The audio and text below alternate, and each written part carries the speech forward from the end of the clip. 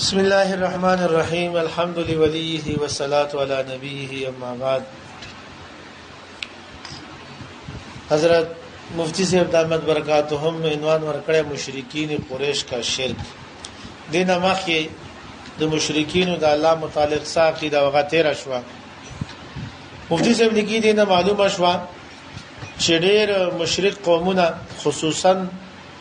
مشرکین قریش هغه با الله تعالی د ټول کائنات او خالق او مالک ګڼه او داغه په قدرتونو او په صفاتو باندې به هم ایمان وو او الله تعالی به د ټول کائنات منسوبه ساز او منتظم ګڼه. او بیا سوال دا دی چې د دوی شرک سو. نو مفتی صاحب لیکي دا غي جواب دا دی چې د دوی شرک صرف داو چې هغه بدا ګڼله چې د الله تعالی سره د تعلق په وجه باندې او الله تعالی سره د قرب په وجه باندې الله تعالی دا چې کوم سړو په هغه باندې شکلونو باندې دوه بوتان جوړ کړیو دوی ته څه جزوی اختیارات ورکړي دي او که دوی وغواړي نو دوی په کائنات کې بیا بګاړ بناو بګاړ کولای شي. خو هغه د یو خاص علاقې لپاره او جزوی تور باندې مثلا یو بوت بدوی هغه متعلق پیدا کیدا چې دا د چا په نوم باندې جوړ دی هغه کس هغه د الله تعالی په خپل وخت کې خه بندگی کړي او الله ته راضي شو نو الله دته جزوی اختیارات ورکړي دي. اولاد ورکول مثلا په دې علاقه کې ته ځامن ورکول شي چاته به وي چې د الله تعالی جزوی اختیارات د شفا متعلق ورکړي دي چې ته شفا ورکول شي چاته د رزق متعلق. نو دوی با په دریم د شرک په دریم قسم کې بدوی مشرکان شو. نو د الله ذات کې به څوک سره شریک نه ګڼل د الله صفاتو کې به الله سره څوک شریک نه ګڼل اختیارات او نتایج داغي مالک به اصل کې الله ګڼو خو بیا به وی چې الله تعالی په دې کې جزوی اختیارات دوی ته ورکړي ځکه موږ د دوی نه غواړو. الله تعالی ارشاد دی فرمای قل ادعوا الذين زعمتم من دون الله لا يملكون مثقال ذره في السماوات ولا في الارض وما لهم فيهما من شرك وما له منهم من ظهير. اے پیغمبر دې مشرکانو ته وایا چې تاسو راو بلې هغه چې تاسو د الله تعالی نه سوا دغه معبود ګڼلیو هغه نه په اسمانونو کې ذره برابر سه اختیار لري او نه په ځمکه کې او نه هغه په دې دواړو اسمان او ځمکه کې دغه سره شرکت ده او نه دوی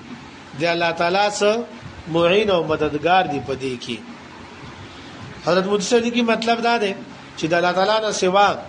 هیڅ چاته ذره برابر اختیار حاصل نه دی نه په اسمانونو کې نه په ځمکه کې او نه دوی شرکت دی په دې کې او پورا ټول کائنات اسمان او ځمکه هغه کې د الله تعالی معین او مددگار څوک نشته دی. فرشتي ک الله تعالی په سبانه لګولې دي نو هغه ان شاء الله مخه تراشي فرشتو کې چې هغه سه اختیار نشته دي هغه به اختیار په کم بار کار باندې چې لګولې دي هغه کوي لکه غلام ته کاکاوي دا کارو هغه کار کوي چې بل کارو قبل کار کوي دا خپل اختیار نه وي دا غرنګ فرشتو سره خپل اختیار نشته دي.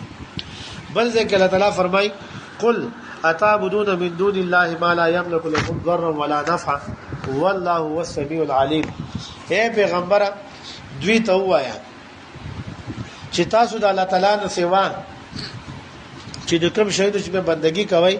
هغه تاسو د لپاره د نفع او نقصان مالک نه دي او اوریدون کې